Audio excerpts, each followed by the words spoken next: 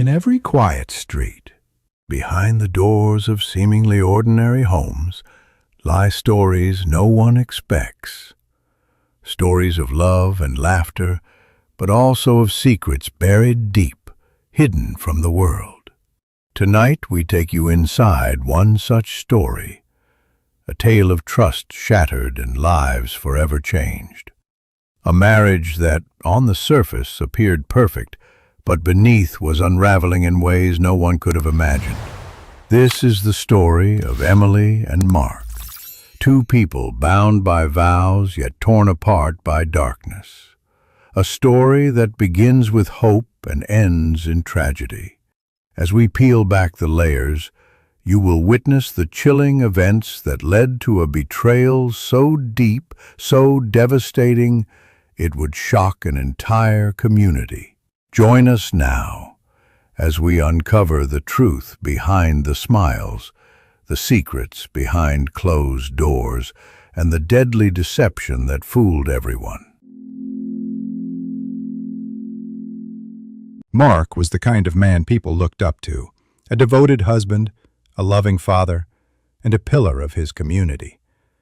To his friends he was dependable, honest, and generous, always ready to lend a helping hand.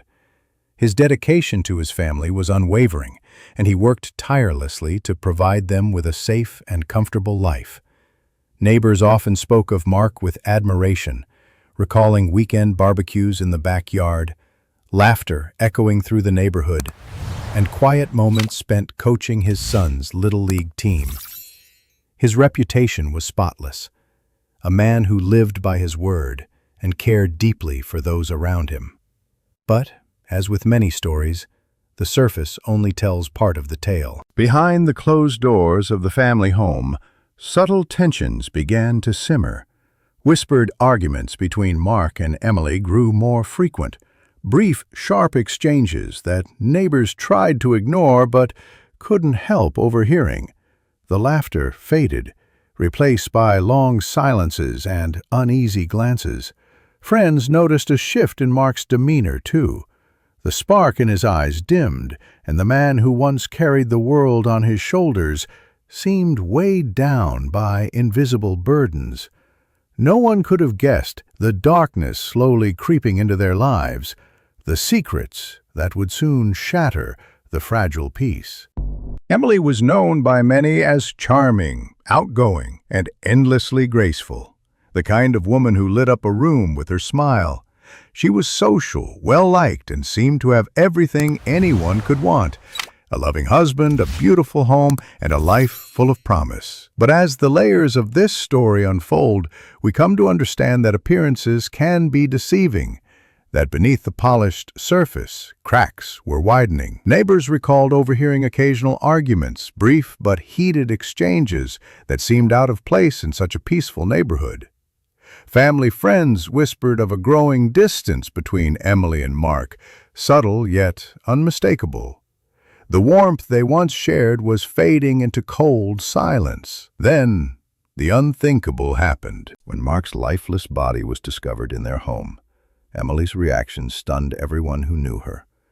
She appeared distraught, overwhelmed by grief, a shattered widow mourning the sudden loss of her beloved husband. Her tears were genuine, or so it seemed. Media cameras captured her heartbreak, broadcasting images of a woman broken beyond repair. Police statements recorded her shock and sorrow, painting a picture of innocence. But as investigators would soon find out, the truth was far more complex and far darker than Emily's public display suggested. The night Mark died, the street outside their home was quiet. No screams, no sirens, just an eerie calm, the kind that settles just before something terrible unfolds. At 2:17 a.m., a call came through to emergency services. The voice on the line was frantic. Emily's voice. She told the dispatcher she had found her husband unconscious, unresponsive, possibly attacked. Her words trembled with fear, or what sounded like fear. When officers arrived, they found a house steeped in shadows, silence clinging to the walls like a second skin. The front door was unlocked, the living room chaotic, a coffee table overturned, a lamp shattered, framed photos of smiling faces lying face down on the floor. Mark was found in the hallway, lying motionless. His body showed signs of blunt force trauma. There were bruises, lacerations, evidence of a struggle. But no weapon was immediately visible. The scene didn't feel right. Officers secured the perimeter while forensic experts were called in. What followed was hours of meticulous analysis. Blood spatter patterns were documented, fingerprints were dusted, every footprint, every hair, every fiber was cataloged. But something didn't sit well with the investigators. There were inconsistencies, small details that began to erode Emily's story. She claimed to have found Mark moments before calling for help, but the blood around his body had already begun to dry. She said she had been asleep upstairs, yet her slippers were found near the scene. A coffee mug, still warm, rested on the kitchen counter, its fingerprint pattern partially smeared, as if recently wiped. Crime scene photos captured everything: the broken glass, the disheveled rug, the trail of faint footprints leading away from the body and toward the back patio. Early police theories varied. Some believed it was a home invasion gone wrong, a burglary interrupted, but nothing was stolen. Others considered a crime of passion, rage sparked in an instant. But as investigators reconstructed the timeline, a chilling possibility emerged. This wasn't random. This was personal, calculated. And someone inside that house knew exactly what had happened. The quiet suburban home had become a crime scene, and what lay ahead would expose a darkness no one had imagined. As the sun rose over the neighborhood the next morning, the house was still taped off. A crime scene, frozen in time. But inside, the gears of an investigation had already begun to turn. The detectives assigned to the case were veterans, no strangers to tragedy. But something about this one felt different. It wasn't just the violence. It was the silence, the absence of chaos, the precision. Detective Laura Renner, lead on the case, later described the scene as eerily controlled, like someone had staged the aftermath to look like disorder. Her first instinct? This wasn't a random act. This was someone who knew the house, someone who knew Mark. Emily's statement was the first to be scrutinized. She claimed she had gone to bed early, said Mark had stayed downstairs watching TV. She awoke sometime after 2 a.m. to a thud, followed by silence. She went downstairs and found him lying there. But the evidence whispered a different story. Forensics revealed that Mark had likely died before midnight. The timeline Emily gave didn't align. Surveillance footage from a neighbor's security camera captured a figure, possibly Emily, walking out the back door around 11:43 p.m., then returning 20 minutes later. Investigators searched the surrounding area. Just beyond the backyard, they discovered a pair of latex gloves, partially burned inside a trash can behind the fence. A matchbook from the kitchen drawer lay beside them. Inside the gloves, traces of Mark's blood and DNA from Emily's skin cells. That finding changed everything. But that wasn't all. When detectives began looking into the couple's digital lives, text messages, emails, call logs, the cracks in their marriage became undeniable. In the weeks leading up to Mark's death, Emily had exchanged multiple messages with a man named Adam, a coworker from her office. The messages weren't just friendly. They were personal, intimate, emotional. "Can't keep living this lie," one message from Emily read. "I just want Freedom, said another. Investigators pulled financial records next. They found evidence of a secret life, a hidden bank account, withdrawals totaling nearly $40,000 over the past 6 months, most of it withdrawn in cash. Credit card statements showed hotel bookings in another name. Online searches on Emily's laptop included disturbing queries. How long does it take to bleed out? Blunt force trauma death time. Untraceable household poisons. The theory of a robbery evaporated.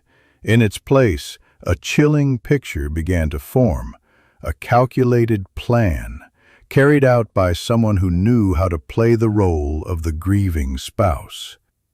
And yet, Emily still denied everything. She sobbed through interviews. She insisted she loved Mark.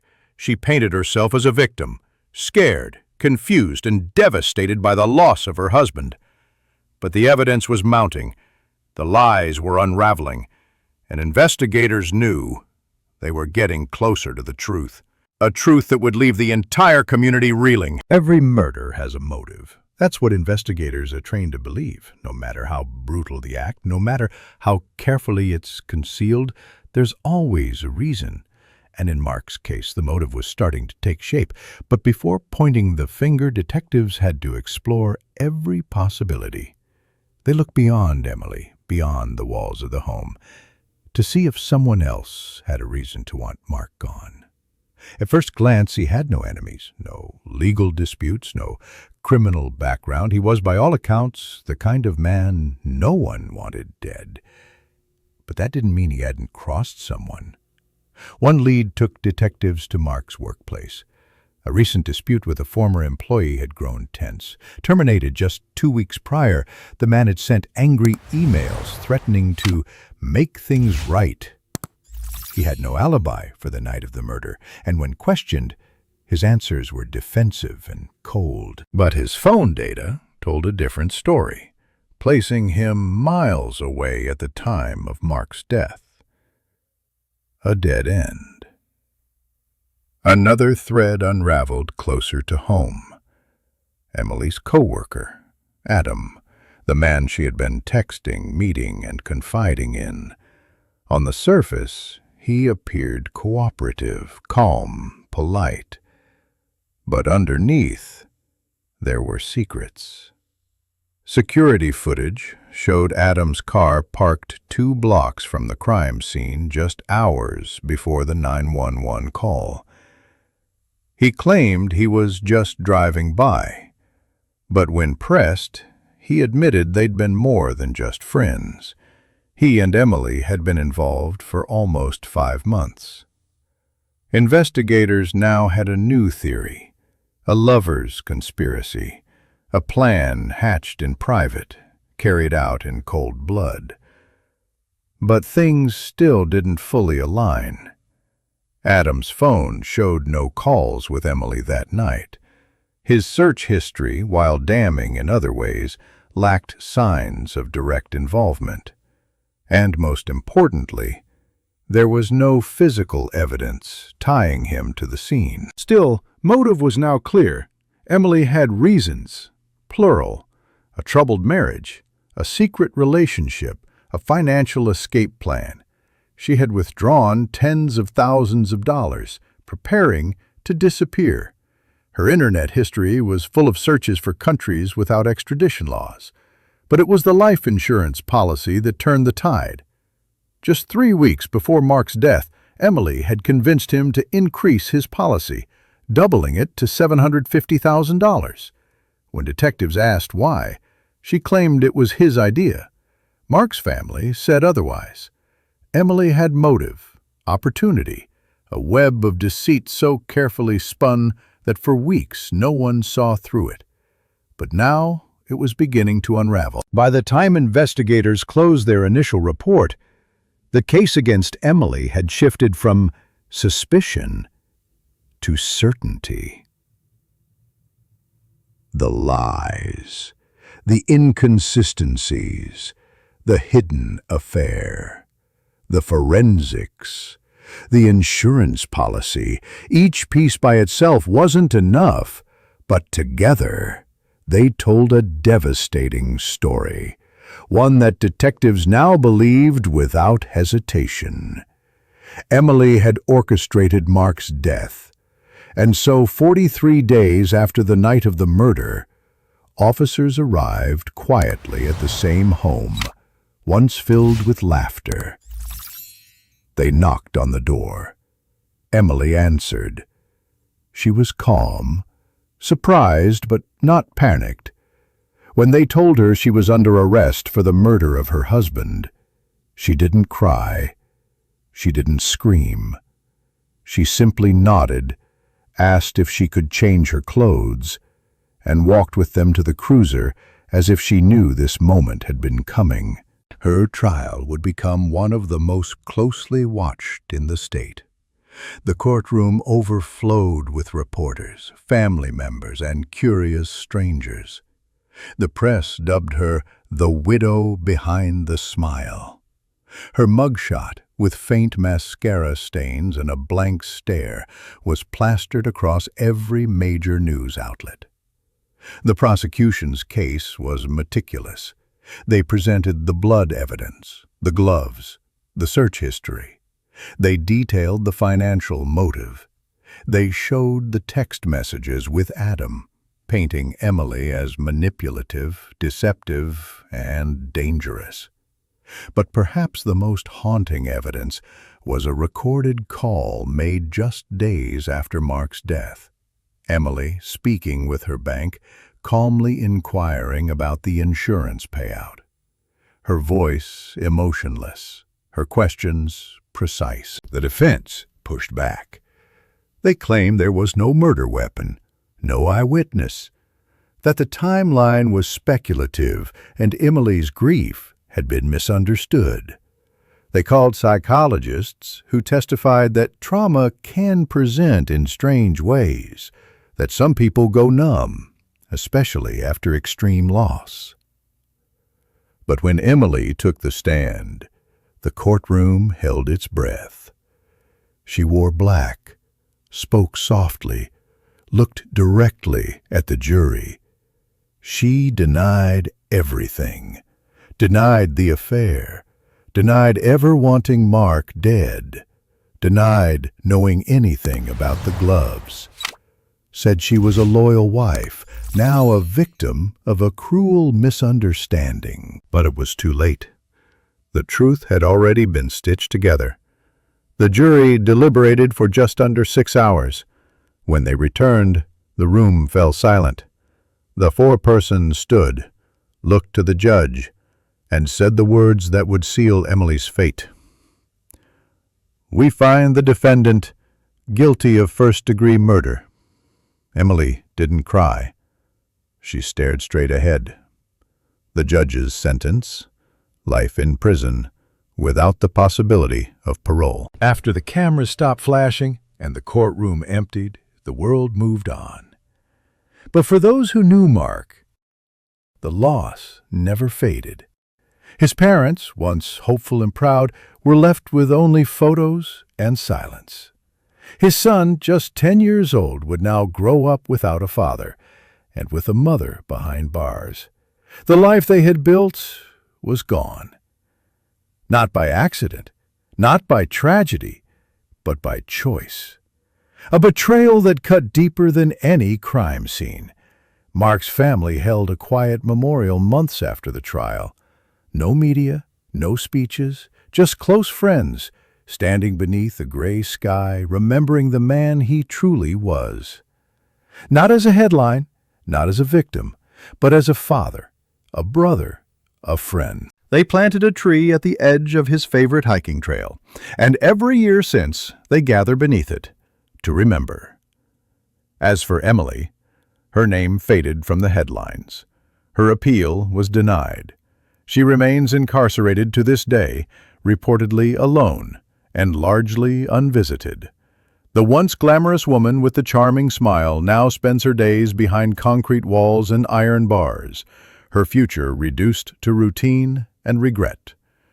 Her story, like so many others, became a warning that darkness can live behind the brightest smiles, that evil can wear the mask of love, that sometimes the most dangerous people are the ones closest to us. We tell these stories not to sensationalize tragedy, but to remember the lives lost, to seek truth through the lies, and to remind ourselves that behind every closed door is a story we may never fully understand.